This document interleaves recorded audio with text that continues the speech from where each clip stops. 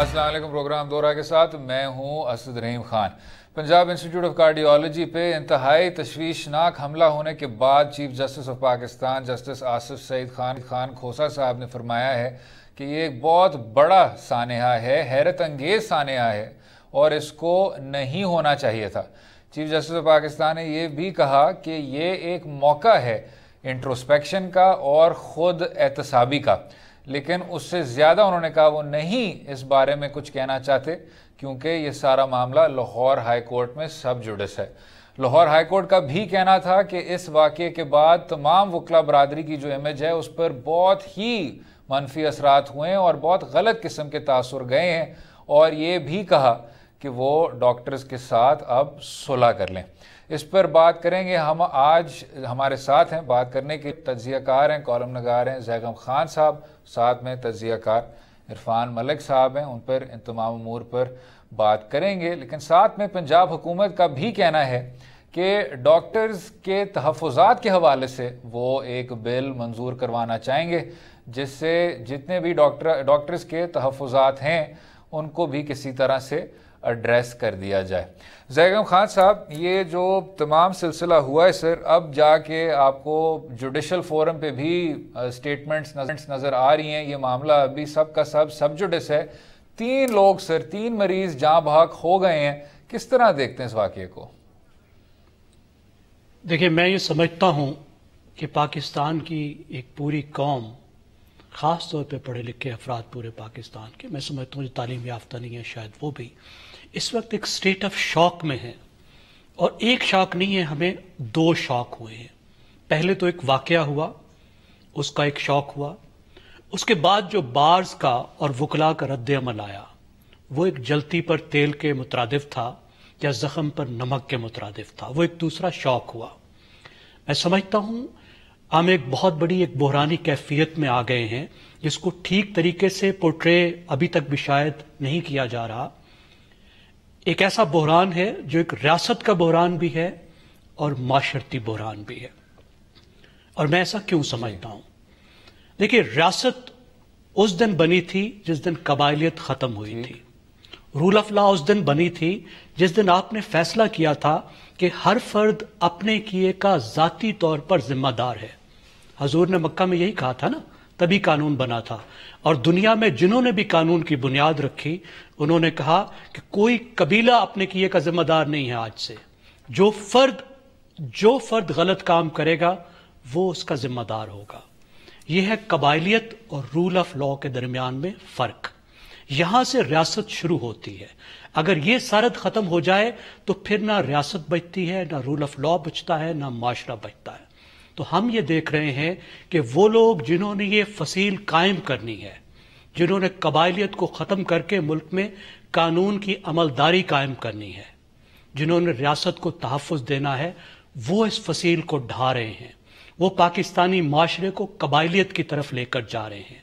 मैं तो हैरान हो रहा हूँ मुअज़्ज़िज़ जजेस के इन कमेंट्स पर कि आप फूल लेकर जाएं और डॉक्टरों को मनाएं। क्या ये 2 कबीलों के दरमियान जंग है? क्या ये वकीलों के कबाइल और डॉक्टरों के कबाइल के दरमियान में तसादुम है? क्या रियासत का काम सिर्फ ये रह गया है कि वो मुतहारिब कबाइल के दरमियान में सुलह सफाई कराए? इससे ज्यादा रूल ऑफ लॉ की बड़ी नफी क्या हो सकती है? एक जुर्म हुआ है, एक शदीद जुर्म हुआ है। उससे पहले भी कोई जुर्म हुआ होगा। कोई जुर्म अगले जुर्म का जवाज नहीं होता। हर जुर्म अलग अपने तौर पर इंडिपेंडेंटली जज किया जाता है। उससे पहले शायद इससे भी बड़ा जुर्म हुआ होगा, हालांकि वो एक मामूली बात थी। एक जुर्म हुआ है, बहुत संजीदा जुर्म हुआ है। लोग मरे हैं, एक अस्पताल पे धावा बोला गया है, राइटिंग हुई है, जत्थाबंदी हुई है। जो इंडिविजुअल्स रेस्पॉन्सिबल हैं उनको आइडेंटिफाई करके कानून के मुताबिक उनको कैफरे किरदार तक पहुंचाना, यह चीज है रूल ऑफ लॉ।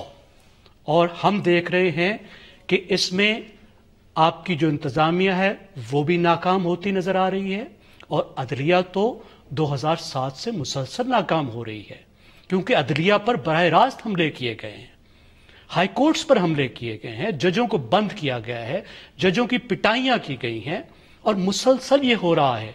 اور اب بھی نہیں لگتا کہ عدلیہ اس چیز سے نمٹ سکے گی. میری رائے ہے کہ یہ ایسا بحران ہے جس کو آپ کو ہائیسٹ لیول آف سٹیٹ پر ڈیل کرنا پڑے گا. آپ کی مقننہ کو بھی ڈیل کرنا پڑے گا, قانون سازی کو ریویو کرنا پڑے گا, آپ کی انتظامیہ کو عہد کرنا ہوگا کہ انف از انف.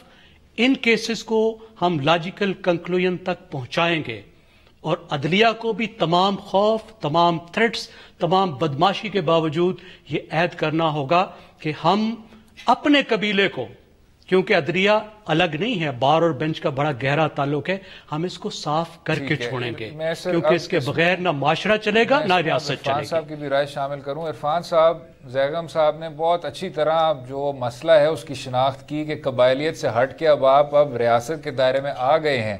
تو سر, کیا ایسا آپ کو لگتا ہے کہ جو طاقتور کا قانون ہے وہ کمزور کے قانون سے بہت مختلف ہے؟ وزیر اعظم عمران خان صاحب نے اس کا ذکر کیا تھا تو چیف جسٹس آف پاکستان نے جواب دیتے ہوئے کہا تھا کہ ہمیں قصوروار نہ ٹھہرائیں, یہ ریاست کی کمزوریاں, کوتاہیاں. کس طرح دیکھتے ہیں جناب؟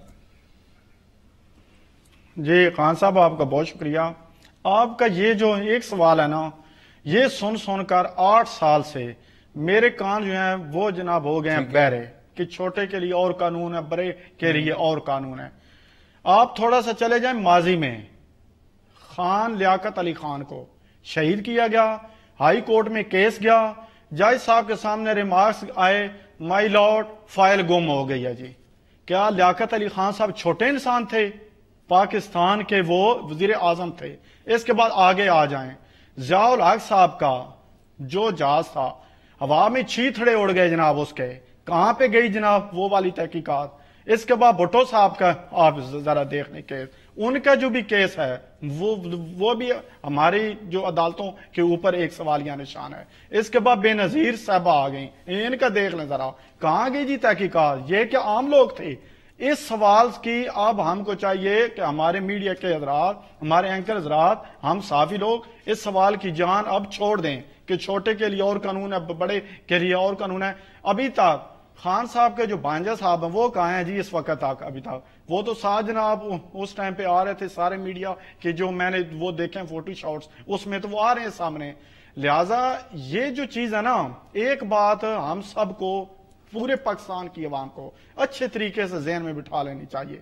2008 سے جی ان کی جمہوریت سٹارٹ ہوتی ہے, ساروں کی میں بات کر رہا ہوں. اب یہ بات نہیں ہے کہ خان صاحب کی حکومت نے کیا کیا یا میاں صاحب نے کیا کیا یا اس کے بعد زرداری صاحب نے کیا کیا.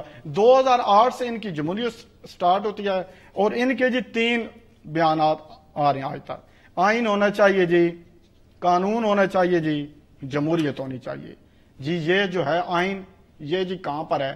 خان صاحب کے لیے جب آئین ہمارے سامنے آتا ہے تو میاں صاحب جناب ان کی صحت خراب ہو جاتی ہے, ان کو ریلیف دیا جاتا ہے, وہ جناب انگلینڈ ہو جاتے ہیں روانہ. 8,500 لوگ جو پاکستانی عام معصوم قیدی جن کو بہت زیادہ بیماریاں ہیں, اور ان میں سے کچھ کی ایسی بیماریاں کہ ان کا آج ہو انتقال یا ان کا انتقال 2 دن بعد, ان کے اوپر جناب ہمارے آئین کو نہ ہی آ رہا ہے رحم, نہ یہ حکومت کو ان کے اوپر رحم آ رہا ہے. آگے جی آ جائیں جی, قانون ہونے چاہیے. کون سا جی قانون؟ ہم لوگ جاتے ہیں وکیلوں کے پاس, عدالتوں میں ججز کے سامنے پیش ہوتے ہیں ہم لوگ انصاف کے لیے کہ ہم کو قانون انصاف دے گا. کل جناب وکیلوں کے یہ جو حالیہ لاہور میں جو کچھ ہوا ہے احتجاج, کیا اس کے بعد بھی کوئی قانون کے لیے کوئی رحم کوئی ہے؟ آپ لوگوں کو امید ہے کہ کیا اس طرح قانون کے اوپر ہمارا عمل درآمد ہوگا یہ جیسے لاہور میں ہوا ہے؟ آپ جی آتے ہیں جی جمہوریت, ماشاءاللہ کتنی خوبصورت یہ جمہوریت ہماری. ان کے ایک بیان آتا ہے جی پارلیمنٹ سارے اداروں کی ماں ہے, یہ اس کا جناب احترام کیا جائے. چلیں جی ٹھیک ہے, پارلیمنٹ کا میرے اوپر احترام فرض ہے, آپ کے اوپر فرض ہے, زیغم صاحب کے اوپر فرض ہے, ادارے ہمارے اس کا احترام کر رہے ہیں. اس کے بعد FBR احترام کر رہے ہیں, نیب احترام کر رہا ہے پارلیمنٹ کا, اس کے بعد ہمارے سیکورٹی کے ادارے اس کا احترام کر رہے ہیں. یہ کیسی ماں کی اولادیں ہیں جی؟ گالیاں نکال رہے ہیں ادھر, ہم کو جناب کہہ رہے ہیں جی ہماری جناب ماں کا احترام کرو. ایسے کوئی جناب نہیں کرتا احترام, نہ ہی ایسی جمہوریت کا احترام ہوتا ہے. تو لہٰذا یہ سارے جو سوال ہیں جو بھی احتجاج ہوئے لاہور میں, اس کو 2 چیزوں سے ہینڈل کیا جائے. آپ وکلا برادری بھی اس ریاست کا ایک اہم حیثیت ہوں, اس کے بعد ڈاکٹر حضرات وہ بھی اس ریاست کا اہم ستون ہے. دونوں سے جو عام ہے نا پاکستان وہ ڈیمیج ہوا ہے, اس کو افسوس بھی ہوا ہے.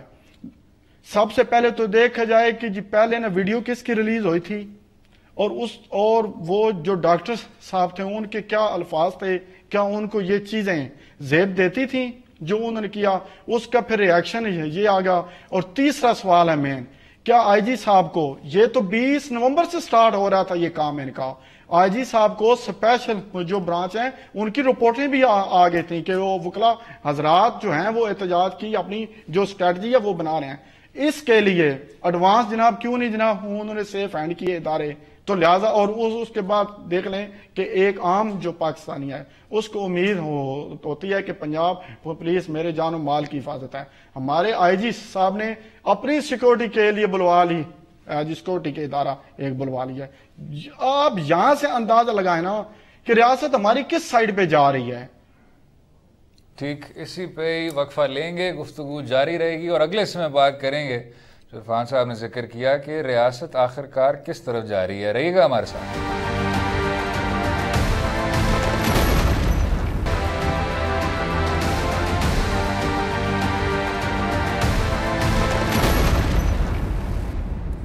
ویلکم بیک ٹو دو رائے. بات کر رہے تھے پی آئی سی پر حملے کی اور یہ سوال کہ ریاست آخرکار کس طرف جا رہی ہے.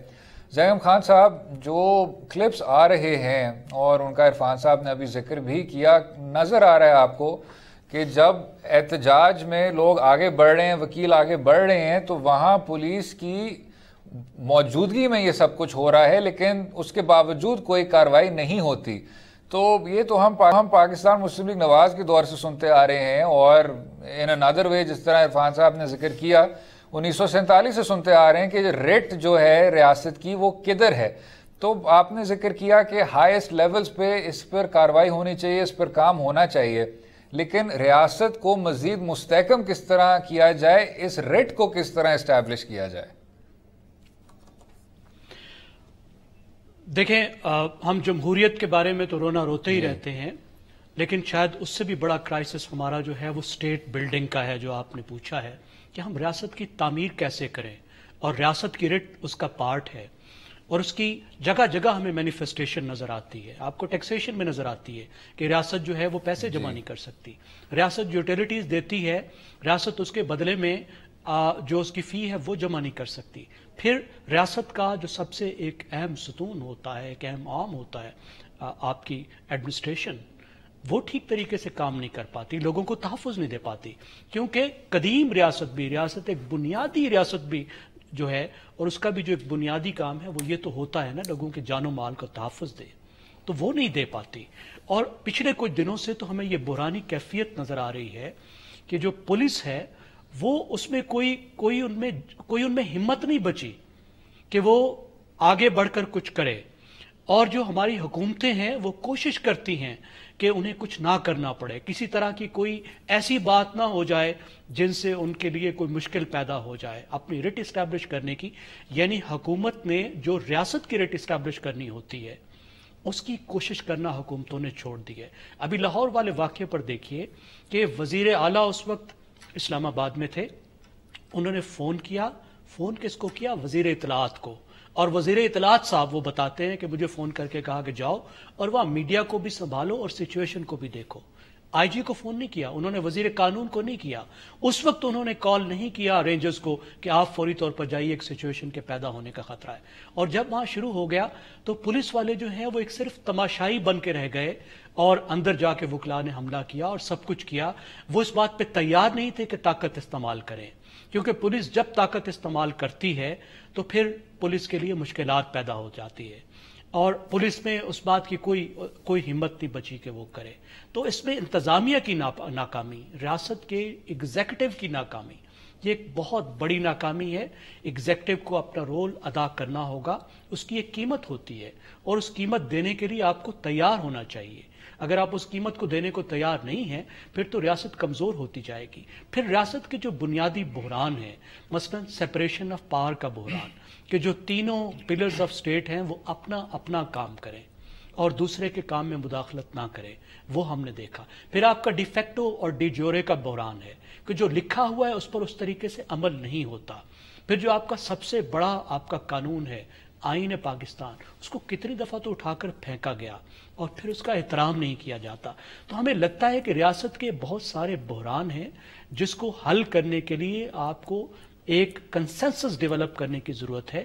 جو پاکستان کی پاور ایلیٹ، اس نے وہ کنسنسس کبھی پیدا ہی نہیں کیا۔ ایک مسلسل جو جھگڑا چلتا رہتا ہے وہ گیم پر نہیں ہوتا بلکہ رولز آف دا گیمز پر ہوتا ہے۔ آپ یہ طے ہی نہیں کر پائے کہ کون سے رولز آف دا گیمز ہوں گے جس کے تحت یہ ایلیٹ آپس میں طاقت شیئر کرے گی اور جس کے ذریعے وہ اس ملک کو چلائے گی۔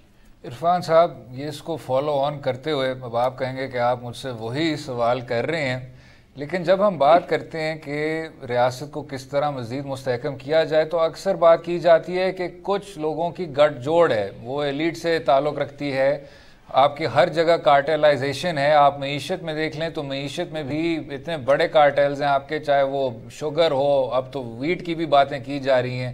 جو آپ کی سیاسی جماعتیں ہیں ان میں کچھ خاندان ہیں جو مقبول ہیں اور انہوں نے پچھلے 50 سال سے انہی جماعتوں کا جو ڈائریکشن ہے اس کو سٹیر کیا ہے۔ تو ہر جگہ جب آپ کو نظر آ رہا ہے کہ اب آپ اس کو اور کیا کہیں گے، اس کو ایلیٹ کیپچر کہہ دیں، ریگولیٹری کیپچر کہہ دیں، بار ایسوسیشنز کے حوالے سے بھی یہی کہا جاتا ہے کہ کیونکہ ادھر بھی اس طرح کا کیپچر ہے تو وہ صحیح طرح وکلا کو ریگولیٹ نہیں کر سکتے۔ کس طرح دیکھتے ہیں جناب؟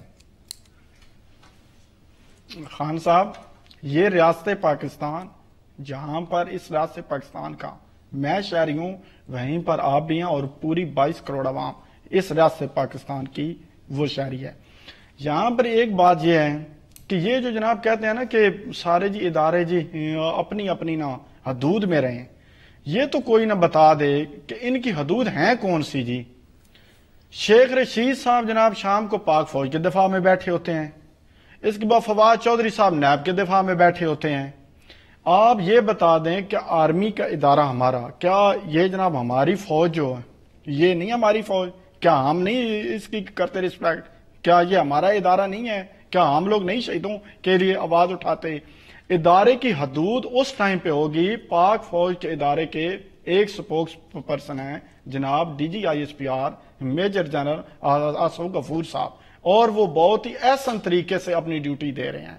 یہ جو وزراء ہیں، یہ جناب ان سے میری ریکویسٹ ہے کہ برائے مہربانی جناب آپ کو جو وزارتیں دی گئی ہیں آپ لوگ بھی اپنی حدود میں رہیں، اور جو کل آپ کی حکومت کو 1.5 سال ہونے والا ہے، کیا کیا جی رزلٹ آپ نے اس کا، اس کے اوپر بھی وضاحت دے دیں تھوڑی سی۔ آپ جناب آتے ہیں جی کہ ہماری ریاست میں ہم سارے اداروں میں یہ اتحاد کیسے پیدا ہوگا؟ یہ آج آپ کو میں ایک مثال دیتا ہوں۔ امریکہ اور اس کے اتحادیوں نے 18 سالوں میں 8 اسلامی ممالک کی اینٹ سے اینٹ بجا دی، جس میں سے 11.5 لاکھ سے زائد بے گناہ لوگ ہلاک ہو گئے، اور آج تک ایک امریکی شہری نے، آج تک ایک امریکہ کے سیاستدان نے اپنی فوج کے اوپر انگلی نہیں اٹھائی کہ آپ نے کیا کیا۔ یہ اس کو کہتے ہیں جناب اتحاد۔ وہ رونگ تھے نہیں تھے، یہ تو کانسیپٹ ہی نہیں ہے اس سائیڈ پہ، ہم لوگ جتنا بھی شور مچاتے رہیں، لیکن یہاں اس ریاست پاکستان کی بدنصیبی دیکھ لیں، جب تک 4-5 سیاستدان اپنی فوج کو گالی نہ دے دیں ان کو تو رات کو نیند نہیں آتی اللہ کے فضل سے، کیونکہ یہ تو ان کے خون میں سمائی ہوئی ہیں چیزیں۔ جب تک یہی جناب فوج کے ادارے تھے، جب ان کے لیے وہ سپورٹ دیتے تھے تھوڑا سا ہم چلے جائیں پاکستان کی تاریخ میں، اس ٹائم پہ پاک فوج زندہ باد تھی۔ اب ایک ادارہ نیوٹرل ہو کر پچھلے 2008 سے ہم لوگ 60,000 سے زیادہ تو لوگ ہمارے ہو چکے ہیں جی شہید، کسی نے آج تک ان کے ساتھ اظہار یکجہتی کے لیے 2 الفاظ بولے ہیں؟ نہیں بولے، اور نہ ہی میں نے سنے ہیں۔ لہٰذا آپ ایک دوسرے کو عزت دیں گے خان صاحب تو کوئی دوسرا بھی آپ کو عزت دے گا۔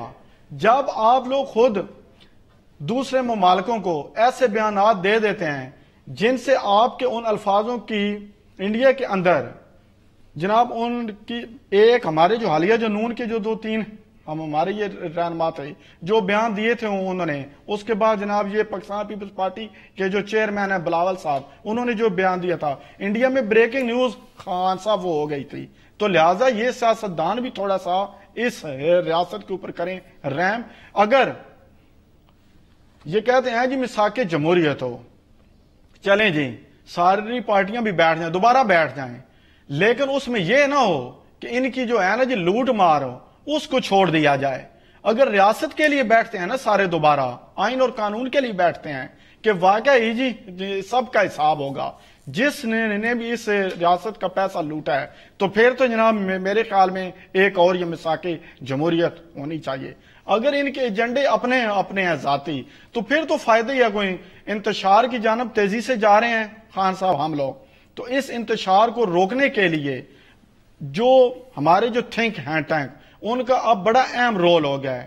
ان کو بھی اب یہ جو سامنے آنا ہوگا کہ ریاست میں انتشار، اور وہ بھی جس دن سے خان صاحب کی حکومت آئی ہے اس دن سے لے کر آج تک یہ جو لاہور کا سانحہ ہوا ہے، اس ٹائم تک ایک دن ایسا بتا دیں جس دن روڈوں کے اوپر بھی انتشار، اس کے بعد اسمبلی کے جو اجلاس ہیں ان کے اندر بھی انتشار. یہ کون سی جمہوریت ہے جناب؟ یہ کون سا آئین ہے جناب؟ کیونکہ ہمارا کم ہو رہا ہے، اگلے حصے میں گفتگو جاری رہے گی. اسٹے ود اس.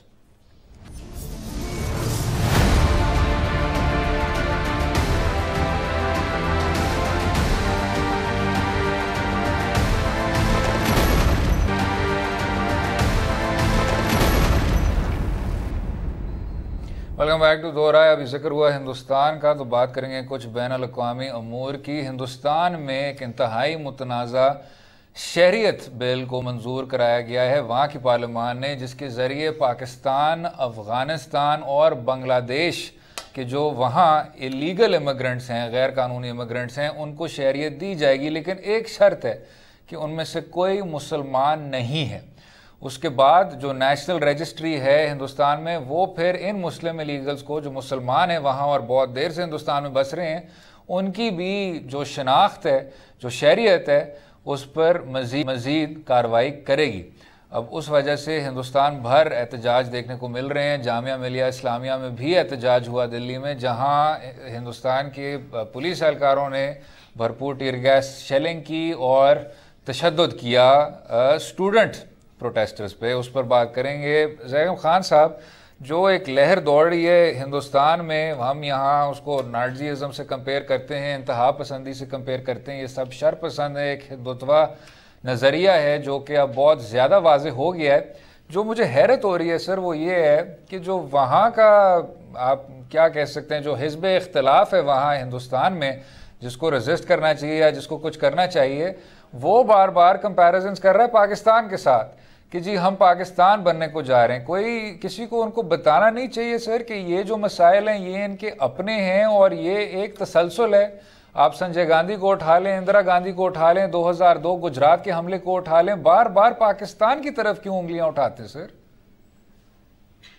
اس لیے کہ پاکستان کو انہوں نے، جس کو ہم پولیٹیکل سائنس کی لینگویج میں کہتے ہیں نا ادر، انہوں نے یہ ڈکلیئر کیا ہوا ہے کہ پاکستان جو ہے وہ ہے جو ہم نہیں ہیں. یعنی اپنے آپ کو ایک پاکستان کو ایک نیگیٹو پورٹریل کے طور پر نیگیٹیولی پورٹرے کرتے ہیں. اس بات میں کوئی شک نہیں کہ پاکستان ایک مشکل دور سے گزرا ہے، ایک ایسے دور سے گزرا ہے جس میں مائنارٹیز کا اتنا ریسپیکٹ نہیں تھا جتنا ہونا چاہیے. لیکن اس وقت جب کہ دنیا اس طرح اس ڈائریکشن میں جا رہی ہے، بہت سے ممالک جس طرح بھارت جا رہا ہے، تو پاکستان نے تو اس وقت بہت ایک الگ سی ڈائریکشن لی ہے. پاکستان نے تو مائنارٹیز کے حق میں بہت سے قانون بنائے ہیں، اس وقت مندر کھولے جا رہے ہیں، اس وقت اقلیتوں کے تحفظ کے لیے بہت کچھ کیا جا رہا ہے، ان کو جاب میں کوٹا دیا گیا ہے، ان کے لیے ہائر ایجوکیشن میں کوٹا دیا جا رہا ہے. تو یہ تو بالکل ان کی بات غلط ہے، انہیں اپنی ٹرمز میں دیکھنا چاہیے.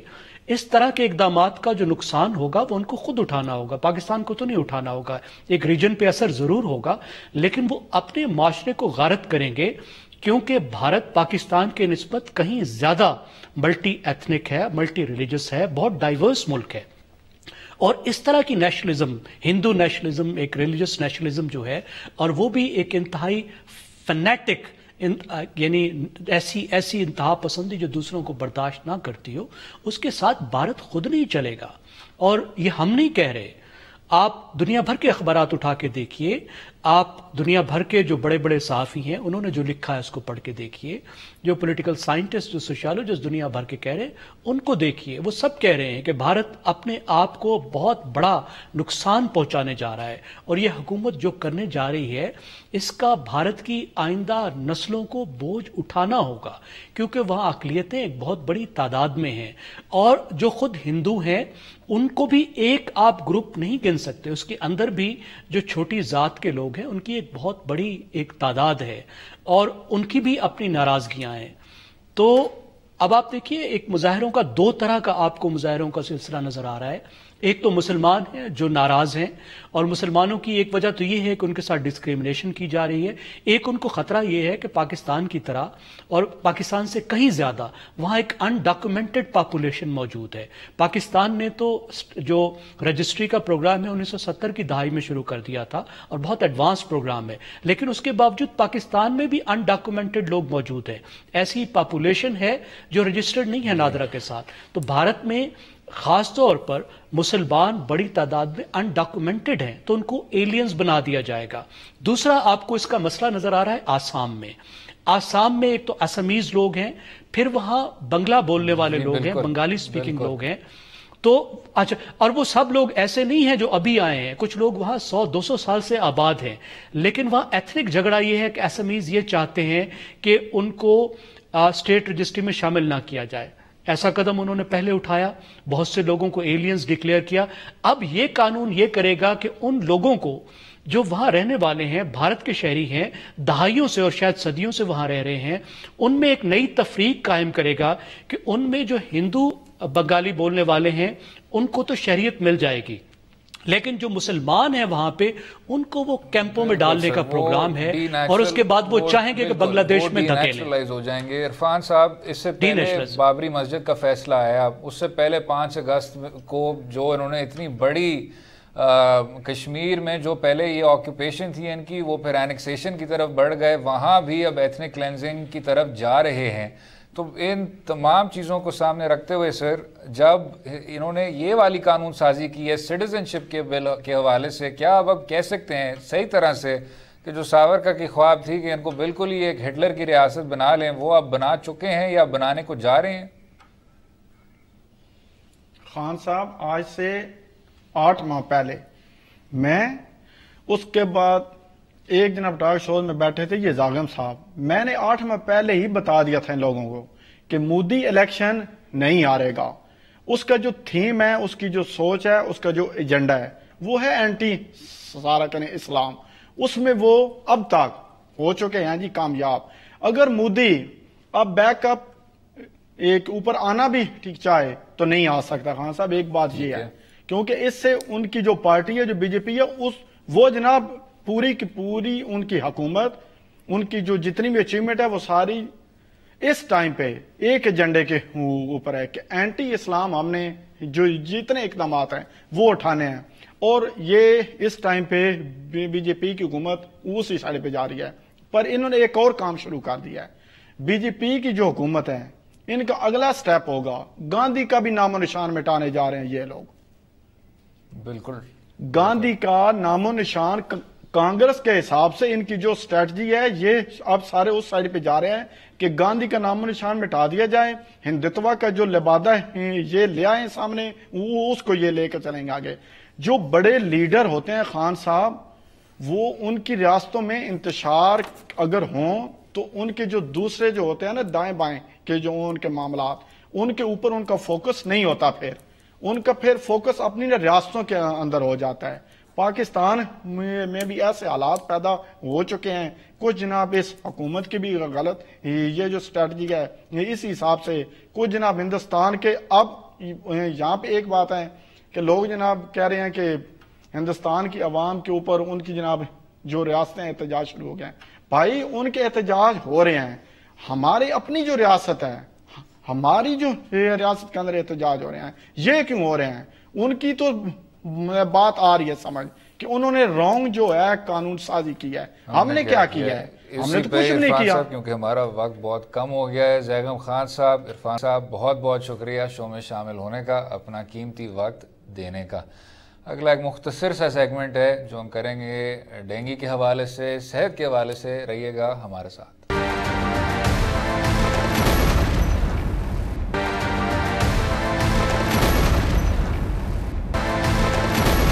ویلکم بیک ٹو زور آئے. بات کریں گے ڈینگی کے آؤٹ بریک کی جو پچھلے کچھ ماہ 34,000 افراد کو متاثر کیا، اور اس کے ساتھ ساتھ سپرے اور ڈینگی ریپیلنٹ کے حوالے سے مارکیٹ میں کون سی کوتاہیاں نظر آئیں، ان کے سپلائی میں کون سی گیپس نظر آئے. ہمارے ساتھ آج بات کرنے کے لیے ڈاکٹر وسیم خواجہ صاحب ہیں، پیمز کے ترجمان ہیں. ڈاکٹر صاحب یہ بتائیے گا کہ اس سال جو ڈینگی کی آؤٹ بریک دیکھنے کو ملی، خصوصی طور پر راولپنڈی، اس کے جو ایڈجوائننگ ایریاز ہیں اس میں بھی نظر آئی، اس کا اس سال آپ کو ریاست سے یا صوبائی حکومت سے جو ریڈینس تھی وہ نظر آئی تھی، وہ کس طرح کمپیئر کرتی ہے؟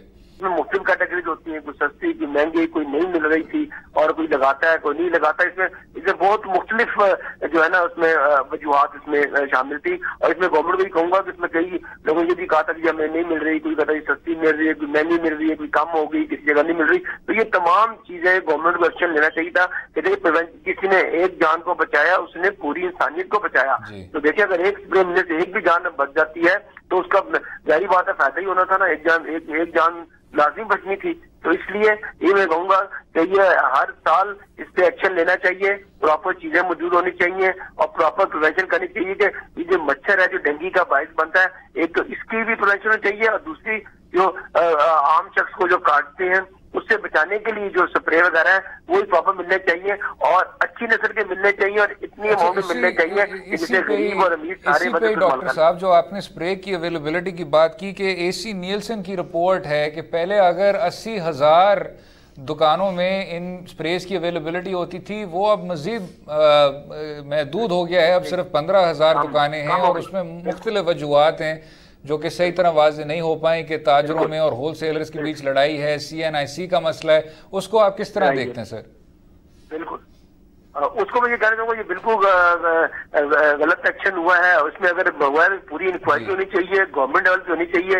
اس کی وجہ کیا ہے، جو ذمہ دار ہیں ان کو اس کی سزا بھی دینی چاہیے کہ یہ کیوں ہے، تاکہ آئندہ نہ ہو. اب تو جو ہو گیا جو ہونا تھا غلط ہو گیا، اتنے زیادہ پھیل گئے، تو تاکہ آئندہ کے لیے بھی ایکشن لیں اور پرانا جو انہوں نے نہیں اپنے پراپر سپلائی کی اور ان پہ بھی ایکشن لیں، پراپر انکوائری کریں اور اس کو پراپر جو ہے اور کورٹ میں لے کے جائیں اور ان کو سزا بھی دیں کہ بھی آپ نے یہ کیوں کیا، اتنے پریونشن پہ آپ نے اتنے پھر پیسے کے چکر میں یا کوئی بھی ہے نکاحت ہے یا کوئی بھی ہے لڑائی جھگڑا جو بھی ہے وجہ ہے، اس کی وجہ سے آپ نے بیماری کو پھیلانے میں آپ نے اپنا کردار کیوں ادا کیا ہے. یہ تو لازمی ایکشن ہونا چاہیے. اچھا ڈاکٹر صاحب آخر میں جو آنے والے سالوں میں جب یہ آؤٹ بریک شاید پھر سے ہو، اس کا مسئلہ پھر سے سامنے آئے، تو آپ وہ کیا تجاویز دیں گے جن سے یہ جو ڈینگی کا آؤٹ بریک ہے اس سے ہم پوری طور پہ نمٹ سکیں، اور ایڈوانس میں وہ کون سے اقدامات اٹھانے چاہیے؟